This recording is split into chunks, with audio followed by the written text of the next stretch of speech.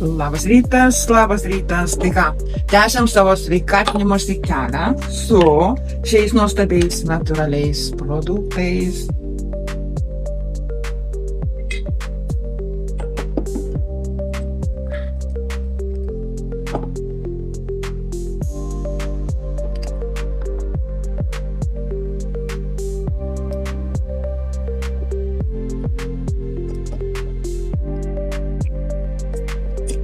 Tai yra paros dozė mano sveikatinimuose iš vidaus ir iš išorės.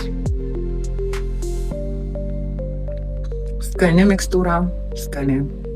Tai va, paros dozė viduje ir nuotaikos antplūdis, ir energijos antplūdis.